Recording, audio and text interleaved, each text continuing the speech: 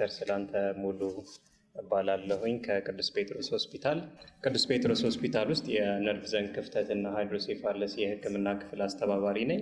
ስፓይና ቢፊዳ የነርቭ ዘንግ ክፍተት እንለዋለን በአማርኛ። በተፈጥሮ ህፃናት በእርግዝና ወቅት በእርግዝና ጊዜ እያሉ በመጀመሪያው የ28 ቀን ወይንም የመጀመሪያዎቹ የእርግዝና ወራት ጊዜ ከአፈጣጠር ጋር ተያይዞ የአከርካሪያችን አጥንት ላይ ሙሉ ለሙሉ ሳይዘጋ ሲቀር ክፍት ሆኖ ሲቀር የሚፈጠር የጤና እክል ነው ማለት ነው። ወደ ሁለተኛው ወይም ዋናው ነገር ምንድነው? ይህንን ችግር የጤና እክል ሊያመጣ የሚችለው ምንድነው ብለን ስናይ የተለያዩ ምክንያቶችን ማንሳት እንችላለን። በዋነኛነት ግን በተለይም በእንደኛ አይነት ሀገር ላይ በዋነኛነት የምናነሳው የፎሊክ አሲድ እጥረት ነው። የፎሊክ አሲድ በደማችን ውስጥ ለሴሎቻችን፣ ለህፃናት የተለያዩ የሰውነት ክፍሎች እድገት የሚያገለግል ጠቃሚ የሆነ በሰውነታችን የሚገኝ ንጥረ ነገር ነው። ይህ ከቫይታሚን አይነቶች ውስጥ ቫይታሚን ቢ9 የሚባል ወይም ፎሊክ አሲድ የሚባል ንጥረ ነገር ህፃናት ገና በመጀመሪያው 3 ወራት ድረስ የተለያዩ አካላቶቻቸው ያድጋሉ። ይህ እድገት የተስተካከለ እንዲሆን የተሟላ እንዲሆን የሚረዳ ወሳኝነት ያለው ንጥረ ነገር ነው። ይህ በደማችን መገኘት የሚገባው ያህል መጠን ሳይገኝ ሲቀር ወይም አናሳ ሆኖ ሲገኝ ለዚህ ችግር እንደዚሁም ለሌሎች ከአካል ከአፈጣጠር ጋር ተያይዞ ለሚኖሩ እክሎች ምክንያት ይሆናል ማለት ነው። ስለዚህ ዋነኛውና ወይም ከ70% በላይ ምክንያት የሚሆነው ይህ የንጥረ ነገር እጥረት በሰውነታችን ውስጥ በቂ አለመሆን እንደ ዋና መንስኤነት እንወስደዋለን። ከዚህ በተጨማሪ ግን ሌሎች ምክንያቶች ወይም አጋላጭ ሁኔታዎች አሉ። ለምሳሌ በእርግዝና ወቅት የስኳር ህመምተኛ ከሆን የስኳር ህመም ከነበረ፣ እንደዚሁም ደግሞ በእናቶች እንደዚሁ የሲጋራ ማጨስ፣ አልኮል መውሰድ በእርግዝና ወቅት በተለይ በመጀመሪያዎቹ ወራት አካባቢ ላይ እንደዚህ አይነት እንትኖች ከነበሩ፣ ከዛ በተጨማሪም ደግሞ ከፍተኛ የሆነ ሙቀት ያለበት አካባቢ የምንኖር ከሆነ የመጀመሪያዎቹ የእርግዝና ወራት ወቅት፣ ከዛ በተጨማሪም ሌሎች ደግሞ ምክንያቶች ለምሳሌ የሚጥል በሽታ መድኃኒት፣ አንዳንድ መድኃኒቶች የዚህን ንጥረ ነገር መጠን የሚቀንሱ አሉ። ያው የሚጥል በሽታ ህመም እንደ መድኃኒት የምንወስዳቸው ይህንን ንጥረ ነገር ከሰውነታችን እንዲቀንስ ያደርጋሉ። ይሄኛው እንደ አንድ ምክንያት እንወስደዋለን ማለት ነው። ሌላው ያው የምታውቁት ነው፣ የአዮዲን እጥረት በሀገራችን በከፍተኛ ሁኔታ ከጥቂት ዓመታት በፊት ነበር።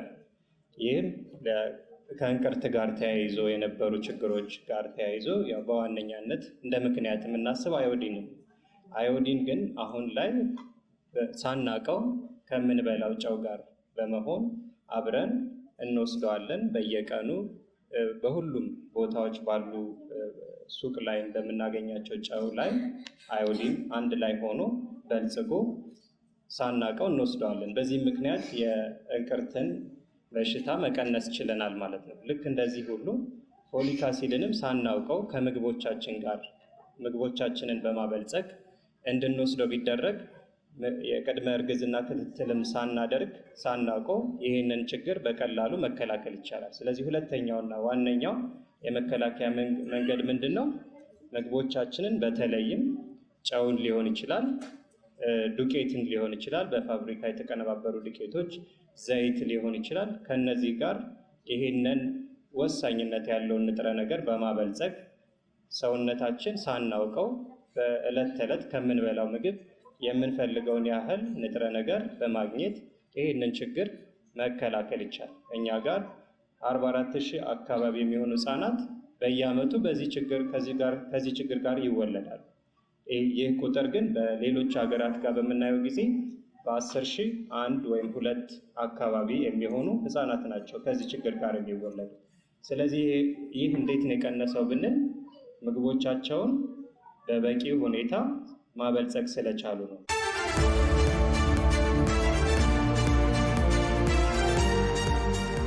እንዴት ዋላችሁ? ዶክተር ነቢያት እባላለሁ። ያው ከቅዱስ ጴጥሮስ ሆስፒታል ውጭ ያው ቅድም እንደተናገረው የአሊያንስ ፎር በርዝ ዲፌክት የተባለ ሌላ ሎካል ኤንጂኦ አቋቁሜ ያው እነዚህ ህጻናት ኖት ኦንሊ በርዝ ዲፌክት ሲባል ስፓይናል ቢፊዳ እና ሃይድሮሴፋለስ አንደኛው ከወሊድ ጋር ተያይዞ የሚመጣ ችግር ነው። ሌሎች በርዝ ዲፌክቶች አሉ እንደ ክለፍት ሊፕ፣ የከንፈር መሰንጠቅ፣ የላንቃ መሰንጠቅ፣ የልብ ላይ ክፍተቶች፣ የእግር መቆልመም እና እነዚህ ነገሮች በጠቅላላ ህፃናት ላይ አካል ጉዳት የሚያደርሱ ችግሮች የሚፈጥሩትን ነገሮች ያው ሶልቭ መደረግ አለባቸው፣ መታየት አለባቸው፣ መታገዝ አለባቸው በሚል ሀሳብ ነው እንግዲህ ይህንን አሊያንስ ፎር በርዝ ዲፌክት የተባለ ሌላ ሎካል ኤንጂኦ አቋቁሜ እነዚህን ህፃናቶች በተለያየ መልኩ ለመርዳት ለማገዝ እየሰራ ያለሁት። እንግዲህ ዛሬ እዚህ ማየው ብዙ ጋዜጠኞች መጣችኋል፣ ብዙ ሰዎች መጣችኋል። በተለይ ጋዜጠኞች እና እናንተ በጣም ትልቅ ኃላፊነት አለባችሁ ብዬ አስባለሁ። እዚህ ዛሬ ስትመጡ እንደ ስራ ብቻ አይደለም እንደ ሀገር እንደ ዜጋ እነዚህ እናቶች የምታዩት እናቶች ቤተሰቦች እዚህ ያለን ሁሌ ነው የምንገናኘው፣ ሁሌ ነው የምናወራው፣ ሁሌ ነው ስለዚህ ነገር ዲስከስ የምናደርገው። ግን መረጃው ብዙ ቦታ በደንብ እየደረሰ አይደለም፣ ሰዎች እያወቁት አይደለም። ከእርግዝና 2 ወር 3 ወር በፊት ጀምሮ ፎሊክ አሲድ እየወሰዱ አይደለም። ይህ በጣም ትልቅ ክፍተት አለ። ወጣት እድሜ ላይ ያለች ለመውለድ የተዘጋጀች ያለች እናት ከእርግዝና ከመከሰቱ 3 ወር በፊት ነው ፎሊክ አሲድ መውሰድ ያለባት። ካለበለዚያ ይህ ችግር በ28 ቀን ውስጥ እርግዝና ከተከሰተ በ28 ቀን ውስጥ ነው የሚፈጠረው። ስለዚህ አንዲት እናት የወር አበባይ ቆሟል የለም ብላ ሄዳ ቼክ ስትደረግ ፕሬግናንሲ የእርግዝና ቴስት ስታደርግ ኦልሬዲ ይህ ፎሊክ አሲድ እጥረት ካለባት ይህ ችግር ኦልሬዲ ተከስቷል ማለት ነው። ስለዚህ ነርቭ ዘንግ የነርቭ ስፓይናል ኮርድና ጭንቅላት በ28 ቀን ውስጥ ብቻ ነው የሚያድገው። 29ኛው ቀን ላይ ምንም እድገት የለውም። ግዝፈት ነው እንጂ የሚጨምረው እድገት የሚባል ነገር የለም፣ ወይም መመረት የሚባለው ነገር አይካሄድም። ስለዚህ ለዛ ነው በደንብ ከቅድመ ወሊድ ክትትል የእርግዝና ከእርግዝና በፊት እናት ፎሊክ አሲድ እንድትወስድ በጣም አጽንኦት ተሰጥቶ መሰራት ያለበት። እንደ ሀገር የፎሊክ አሲድ ምግብ ላይ የመጨመር ስራዎች እየተሰሩ ነው። ቅድም ዶክተር ስላንተ እንዳለው በፊት ላይ እንግዲህ በጣም የሚታወቀው ጨው ነበረ። ጨው ላይ አዮዲን ተጨምሮ የእንቅርትን በሽታ በደንብ መከላከል ችለናል። በዛም እንደ ሀገር ውጤታማ ሆነናል። አሁን ደግሞ ይህንን ስፓይናል ቢፊዳ እና ሃይድሮሴፋለስ ችግር ለመግታት ስንዴ ላይ የፎሊክ አሲድ የመጨመር ስራዎች ጀምረናል። ኦልሬዲ በህግ ደረጃ ተደንግጎ ወደ ስራ ተገብቷል። አሁን ላይ ወደ 350 እስከ 400 የሚጠጉ የዱቄት ፋብሪካዎች አሉ። ከዛ ውስጥ 50 አይሆኑም በደንብ ወደዚህ ስራ የገቡት። እንደ ሀገር ተደንግጎ እንደዚህ ህጻናቶች እየተወለዱ ባለበት ሁኔታ ውስጥ እንግዲህ 50 ብቻ ወደ ስራ መግባታቸው ትንሽ ቅር ያሰኛል። ሁሉም አምራቾች ወደዚህ ስራ መግባት አለባቸው። ሁሉም የዱቄት ፋብሪካዎች፣ የዘይት ፋብሪካዎች ኃላፊነት ሊሰማቸው ይገባል። እርዳታ የሚያስፈልጋቸውን በተለያየ ሁኔታዎች ያው እንግዲህ ኤፍዲኤ፣ ኢንዱስትሪ ሚኒስቴር፣ ሚኒስትሪ ኦፍ ሄልዝ እየተሰራ ነው ያለው። አሁን ላይ ደግሞ ጨው ላይ ከስንዴ ባሻገር ጨው ላይ የፎሊክ አሲድ እንዲጨመር ጥናት ተሰርቶ ሪሰርቾች ተሰርቶ የተለያዩ ቦታዎች ላይ ውጤቱ በጣም ቆንጆ ሆኖ አሁን በጃንዋሪ 15 ላይ ላውንች ይደረጋል የዚህም ውጤት። ስለዚህ እንግዲህ በቅርብ ጊዜያት ውስጥ ጨው ላይም ደብል ፎርቲፊኬሽን ተብሎ ከአዮዲን ባሻገር ፎሊክ አሲድ ያለው ጨው የምንመገብበት ጊዜ ሩቅ አይሆንም ብዬ አስባለሁ። ስለዚህ እነዚህ ነገሮች ሁሉ የሚሰሩት ይህን በሽታ ለመከላከል ነው። ፎሊክ አሲድ ለስፓይናል ቢፊዳ እና ለሃይድሮሴፋለስ ብቻ ሳይሆን ጥናቶች እንደሚያሳዩት ለከንፈር መሰንጠቅ፣ ለላንቃ መሰንጠቅ፣ ለልብ ላይ ክፍተቶች ሁሉ መከላከል የሚችል ነው። እንግዲህ ለህፃናት ለሰውነታቸው ሲመረት ፅንስ ላይ ማህፀን ላይ እድገቱን የሚያስተካክለው ፎሊክ አሲድ ነው። ኢትዮጵያ ውስጥ የኢፒኤችአይ ስተዲ የሚያሳየው እንግዲህ ወደ 50% የሚሆኑ ሴቶች የዚህ ፎሊክ አሲድ እጥረት አለባቸው። ከዛ ውስጥ እንግዲህ ከ50% ውስጥ ደግሞ ወደ 44% የሚሆኑት እናቶች የዚህ አይነት ችግር የመውለድ ዕድላቸው ከፍተኛ ነው ማለት ነው። እንግዲህ 70-80% የሚሆነው የዚህ አይነት ስፓይናል ቢፊዳ እና ሃይድሮሴፋለስ የሚያመጣው የፎሊክ አሲድ እጥረት ነው። ስለዚህ ያን ነገር መከላከል የምንችለው አስቀድመን እርግዝናን በማቀድ ከዛም ፎሊክ አሲድ በመውሰድ ከዛ ደግሞ እንደ ሀገር ደግሞ ይህንን አሁን እየተጀመሩ ያሉትን ስራዎች በህግ የተደረጉ ስራዎች እንዲፈጸሙ ተፈጻሚነታቸው እውን እንዲሆን ኃላፊነቱን ለኤፍዲኤ ወይ ለኢንዱስትሪ ሚኒስቴር ብቻ ሳይሆን ሁላችንም ስንገዛ ፎርቲፋይድ የሆነ ምግብ የበለጸገ ምግብ ነው መግዛት ያለብን ማየት ያለብን። ስለዚህ የበለጸገ ምግብ ነው ወይ የምንበላው ስንዴ የበለጸገ ነው ወይ የሚለው ነገር አውቀን ለመመገብ ጀምር ፕሮሞት ብናደርገው እንግዲህ ይህን ነገር በቀላሉ መከላከል የምንችልበት ነገር ነው።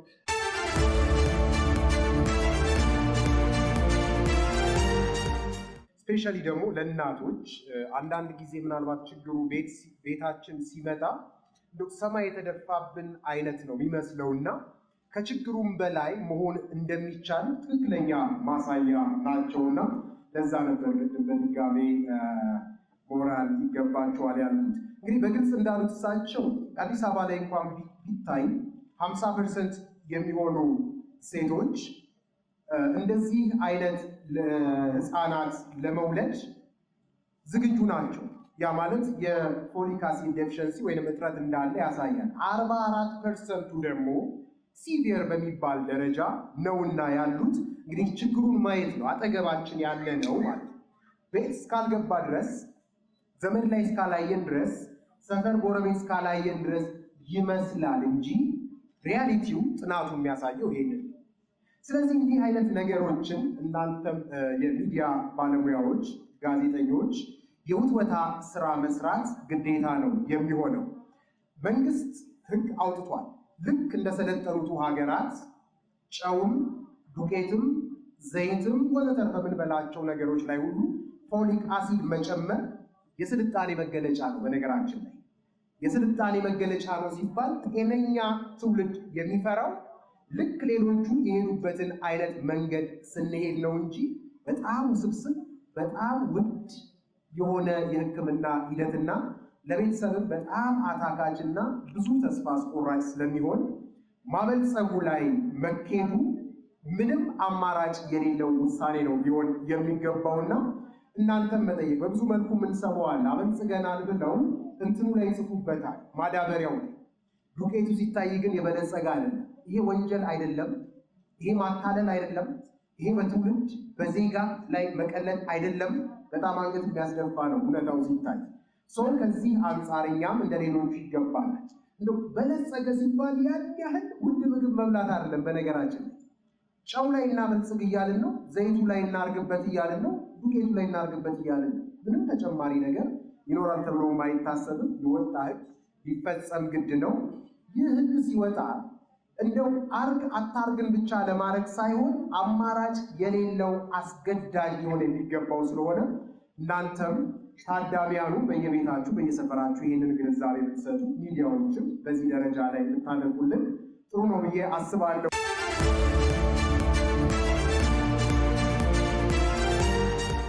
እንደምን ዋላችሁ። ስሜ ዶክተር ጽዮን ሰይፉ ይባላል። በሙያዬ ጠቅላላ ሐኪም ነኝ። ዘውዲቱ መታሰቢያ ሆስፒታል ብዙ አገልግሎቶችን ይሰጣል። ከሚሰጣቸው አገልግሎቶች መካከል የህፃናት አንጎልና ህብረ ሰረሰር ቀዶ ጥገና ክፍል አንዱ ነው። ከ7 ወር በፊት በክብርት ከንቲባ የተመረቀ የህፃናት አንጎልና ህብረ ሰረሰር ቀዶ ጥገና የልቀት ማዕከል አለን። ይሄ የልቀት ማዕከል ሌላ ጊዜ ከምንሰጠው ሰርቪስ የተለየ የሚያደርገው ነገር በሪች አናዘር ፋውንዴሽን ሙሉ ህንፃው ታድሶ በከፍተኛ በሆነ ጥራት ታድሶ ውስጡም ደግሞ ስቴት ኦፍ ዲ አርት በሚባሉ ዘመኑ ባፈራቸው ቴክኖሎጂዎች የበታጀቡ መሳሪያዎች ከ64 በላይ አልጋዎች አሉት። ከዚህ በፊት ደግሞ እንቸገርባቸው የነበሩ አንድ ልጅ ሲመጣ ኢንቨስቲጌሽንስ ወይም ኢሜጂንግ ሲቲ ስካን ያስፈልገዋል አንድ ልጅ ሲመጣ ከመሰራቱ በፊት። አሁን ግን እዛው ቢልዲንግ ላይ ሲቲ ስካን አለን።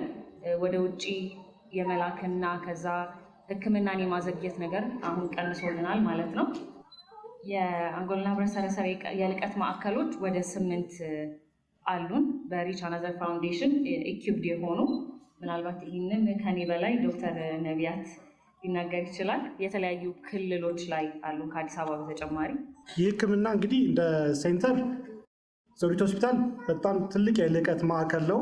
ብዙ ኢኩዊፕመንቶች ያሉት እንደ አፍሪካም የሜዲካል ቱሪዝም ብዙ ታካሚዎች ከተለያየ ሀገር መጥተው መታከም የሚችሉበት ትልቅ ሆስፒታል ነው። ወደ 60 አልጋ አለው። ሲቲ ስካን፣ ኒውሮሰርጂካል ማይክሮስኮፖች፣ ኢንዶስኮፖች ያሉበት በጣም ዋሩ በጣም ዘመናዊ የሆነ ትልቅ ሆስፒታል ነው። ትልቅ ሴንተር ነው። ይህ እንደ ሀገር ብቸኛው ሴንተር ኦፍ ኤክሰለንሲ በፔዲያትሪክስ ኒውሮሰርጀሪ ማለት እንችላለን። በአፍሪካም ሀገር እንደዚህ አይነት ሴንተሮች ምናልባት 1 ወይ 2 ሊሆኑ ይችላሉ። ግን አይ ቢሊቭ ይሄ ሆስፒታል በጣም ትልቅ እንደሆነ በአፍሪካ አምንበታለሁ። ለምን በደንብም ላይክ ኤክስፕሎር አድርገናል። በተወሰነ መልኩ ግብፅ፣ ሳውዝ አፍሪካ ሊኖሩ ይችላሉ ሊኖር ይችላል። ግን ይህንን መሳሪያ ይዞ ይህንን ሁሉ አልጋ ይዞ ለህፃናት ሰርቪስ የሚሰጥ ብቸኛ ሆስፒታል ዘውዲቱ ነው። ዘውዲቱ ያለው ሴንተር ነው ማለት ይቻላል። ከዛ ባለፈ ሌሎቹም በዚሁ መልኩ ሳፖርት እየተደረጉ ያሉ እነዚህ ዘመናዊ የሆኑት ማሽኖች፣ ኢኩፕመንቶች እየተሰጣቸው ያሉት አልትራሳውንድ ማሽን እየተሰጠ ያለው በቅዱስ ጴጥሮስ ሆስፒታል፣ ሐዋሳ ሪፈራል ሆስፒታል፣ ጎንደር ሆስፒታል፣ ጎንደር ከዛ ባህር ዳር፣ ጅማ፣ መቀሌ እንዲሁም ሀረር ላይ ህይወት ፋና ሆስፒታል ላይ እነዚህ 8 ሆስፒታሎች ላይ በጠቅላላው ለነዚህ ለነርቭ ህክምና ሳፖርት በደንብ ይሰራሉ።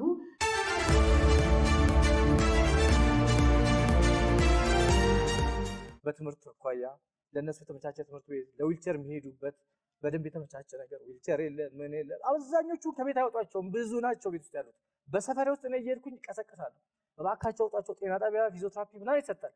ኑ ስጡ፣ አይቻሉም ይላሉ፣ ይደብቋቸዋል። ልጆቹ ቁስል ከነካቸው፣ እሳት ከተደፋባቸው፣ ውሃ ከነካቸው አይድንም ቁስላቸው።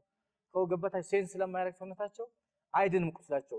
እኔ በልጄ በጣም እኮራለሁ። ብዙ ነገር መናገር እችል ነበር፣ ስሜታዊ ስለሆንኩኝ። ኬዙ ከባድ ነው። በእኛ ይብቃ። ደግሞ መናገር የምፈልገው የሚዲያ ሽፋን ቢሰጥ ልክ ዜና ሲነበብ 30 ደቂቃ 5 ደቂቃ ዶክመንታሪ ነገር ተሰርቶ በእነዚህ ልጆች ዙሪያ ላይ ለህብረተሰቡ እውቅና ቢያውቁ ቤተሰብ ቢያውቅ እኛ ላይ ቢያበቃ ይሄ ነገር በጣም ደስ ይለኛል። ለምን ከባድ ነው፣ ከምንም በላይ ከባድ ነው።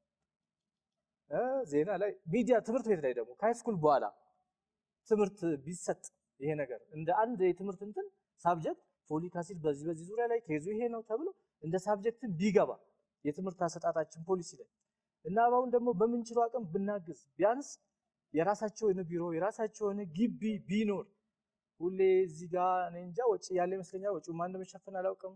እዚህ ከፍተኛ ሆቴል ነው የታወቀ ነው እንዳገር። ግን የራሳችን እነሱ ማይጨናነቁበት ከፊሳቸው ባጀታቸው ማይነካበት ነገር ቢሆን ደስ ይለኛል። መንግስትም በደንብ ይሄን ነገር አውቆበት ወላጅ ደግሞ ቁጭ ይላል። እናት አሁን ቤት ነው ቁጭ ያለችው። መጀመሪያ ሰራ ነበር። ልጁ ከተወለደ በኋላ ቁጭ አለች ቤት። በቃ ልጆቹ ማሳደግ ብቻ ሆነ። እኔ ብቻዬን ነው የምንቀሳቀሰው በምችለው ማለት ነው።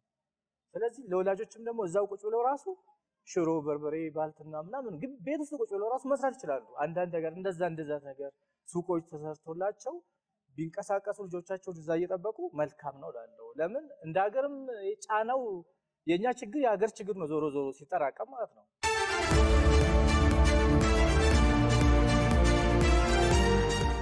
አንድ አመቱ ላይ ነው ህክምና የተቋረጠበት። በተደጋጋሚ አሁን እጂ ማስነስቻለሁ፣ ደም ማሰርቻለሁ፣ ብዙ አይነት ምርመራ ነው ያደረኩት። አሁን ህክምና ተቋርጦበታል። አሁን ሲፒ በቃ ምንም ተስፋ እንደሌለው ነው የነገሩኝ። በተደጋጋሚ ሪፈርም ይዤ ነበረ ከጤና ጣቢያ ጨራሽ አስወጥቶት ማለት ነው። በቃ ምንም ሲፒ ስለሆነ ምንም ህክምና የለውም ቴራፒ ያሰሪን ያለኝ የተባልኩት ማለት ነው። አሁን 2 አመት ከ4 ወሩ ነው። አይቀመጥም፣ አይሄድም፣ ራሱ አስቶ መብላት አይችልም። እጆቹ አንድ እጁ ላይ ነው፣ ግራ እጁ ብቻ ነው የሚያንቀሳቀሰው እንጂ ቀኝ እጁን እንትን አይልም። ቴራፒ እንኳን የተሻለ በመንግስት ደረጃ ቴራፒ ተመላልሰን እንትን እንዳለን በ3 ወር በ4 ወር ነው የምንቀጠረው። እነዚህ ልጆች ደግሞ በ3 ወር በ4 ወር ለውጥ የሚያመጡ ልጆች አይደሉም። ምንም በራሳቸው መንቀሳቀስ። አሁን 2 አመት ከ4 ወሩ ነው። እኔ በፊት ስራ ሰራ ነበረ። በቃ እሱን ያዝኩኝ። ለምን ለሌላ ሰውም ተሰጥቶ የሚወጡ ልጆች አይደሉም። እነዚህን ይዘን ነው የተቀመጥነው። ግን የተሻለ ቴራፒ ለውጥም በቃ ባይሄዱም እንኳን የሆነ ተስፋ የሚሰጥ ነገር። እኔ በጣም በቃ ታምሜ የሏ ነበረ። በቃ ምንም ተስፋ የለውም ልጅሽ ትተሽ ሁሉ ውጪ ተብዬ ነበር እንደተወለደ። ግን እኔ እናት ነኝ። በቃ ትቼ መውጣትም እንትን አላልኩም። እስከ አሁን ያው አለው ተመላልሼ አዲስ ጉዞ እግዚአብሔር ይስጣቸው በሳምንት እዛ እያሰራ ነው። ከመንግስት ጨራሽ ወጥቻለሁ ማለት ነው። በ3 ወር በ4 ወር ስለሆነ ተመላልሼ እዛው ጠረጴዛ ላይ ነው የምታሰራቸው። እኔ ያው የድርጅቱ ስም መጥቀስ እንትን ስላላልኩ ነው። በ3 ወር በ4 ወርም ተቀጥረን በደንብ በቃ እጃቸው እንዲንቀሳቀስ ተደርጎ አይሰሩም ቴራፒውም ማለት ነው። እና ህክምናው ይቋረጣል ወይ ህክምና ይኖረዋል ወይ? አሁን ምንም አይነት ህክምና የለውም ልጄ። ምንም በቃ ቴራፒው ብቻ ነው በሳምንት ማሰራው። የሚወስደው መድኃኒት የለም። በቃ ሁሌም ጥያቄ ይሆንብኛል። በግል ደግሞ እንዳይሰሩ ቴራፒውን በጣም ውድ ነው። እስከ 5000 20,000 ነው በሳምንት አንዴ ሰርቶ በአንድ ቀን 1000 ብር ነው። እኔ በቃ ጠይቄ እንደዛ ነው የተባልኩት። አይቻልበት። እኔም ቁጭ ብዬ ልጁም እንደዚህ እንትን ብሎ ምንም ካልተሰራ የሚሆን ነገር አይደለም እና ሁሌም ጥያቄ ይሆንብኛል። ምናልባት ዝም ብዬ ተቀምጬ እላለሁ በቃ ምንም ዝም ብዬ አሁን 2 ዓመት ከ4 ወሩ ነው 1 ዓመቱ ላይ ነው የተቋረጠው። የሚወስደውን መድኃኒት የለም ምንም በቃ ቴራፒውን በሳምንት አዲስ ጉዞን ማመስገን እፈልጋለሁ። በጣም እግዚአብሔር ይስጣቸው። እዛ እያሰራሁት ነው አሁን እንደውም እዛ ማሰራት ከጀመርኩ ነው ለውጥ አሁን በጀርባውም ትንሽ እንትን ማለት ጀመረ። እዛ እንትን ነው የምለው ምን አይነት በቃ ያላረኩት ነገር ሊኖር ይችላል ብዬ ሁሌም ጥያቄ ሆንብኛል።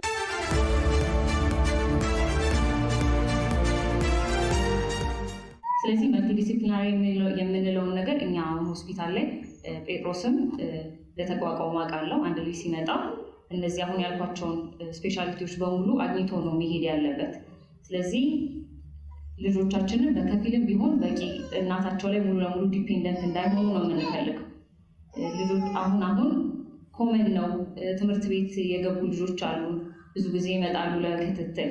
ዶክተር ነቢያት እንዳለው ምን አሁን እያስተማርናቸው ያሉት ነገሮች እናቶቻቸው ላይ ብቻ ዲፔንደንት እንዳይሆኑ ነው። ሲአይሲ የሚባለው ነገር እራሳቸው ላይ እንዲሰሩ እናለማምዳለን። ይሄ ደግሞ የእናትን የአባትን ጥንካሬ ይፈልጋል። ከሕክምና ቦታ በተጨማሪ እራሳችሁን በቤት ውስጥ ልታለማምዷቸው ይገባል። ይሄ የኩላሊታቸውን ጤና ከመጠበቅ በተጨማሪ ልጆቹ ትምህርት ቤት ንጹህ ሆነው እንዲውሉ ማድረግ ይቻላል። በትምህርት ቤት ዙሪያ ብዙ ጥሩ የሆኑ አስተማሪዎች አሉ፣ አንደርስታንድ የሚያደርጉ አስተማሪዎች አሉ። ከዛ በተጨማሪ ደግሞ ይሄ ስለዚህ ብዙ አዌርነስ የሌላቸው እውቀት የሌላቸውም ደግሞ አስተማሪዎች አሉ። እኛ ጋር ከሚመጡ እናቶች መካከል ብዙ ይረዱናል፣ ግን አንዳንዶቹ ደግሞ የሚሉን ነገር አለ። ስለዚህ እዚህ ላይ በዚህ ዙሪያ ማያን ማመስገን ፈልጋለሁ። እንደዚህ አይነት ፕላትፎርም መፈጠሩ ሚዲያዎችም ጎረቤት ባይኖረን የጎረቤት ዘመድ ይኖራል አይደል? እንደዚህ አይነት ፕሮብለም ያለበት። ስለዚህ እውቅና ማግኘታችን አንደኛ ልጆቻችንን የሚኖሩትን ኑሮ የተመቻቸ በከፊል የተመቻቸ ለማድረግ ይረዳናል። ከዛ በኋላ ደግሞ ፕራይማሪ ፕሪቨንሽን የምንለውን ወይም ደግሞ ከፎሊክ አሲድ እጥረት የሚመጣውን ችግር እንድንቀርፍ ያደርገናል። ከዛም ከእርግዝናም በፊት ደግሞ ፎሊክ አሲድ እናቶች እንዲወስዱ ለማድረግ ይረዳናል ማለት ነው። ስለዚህ ይሄ የሕክምና እኛ ሐኪሞች ብቻ የምንፈታው ነገር ብቻ ሳይሆን የእናቶችንም ጥንካሬ ይፈልጋል። ልጆቻችንን በከፊልም ቢሆን እራሳቸውን የቻሉ እንዲሆኑ የዳይፐር ፍጆታችንም ለመቀነስ ልጆቻችን ከፍ ባሉ ቁጥር ይረዳናል ማለት ነው።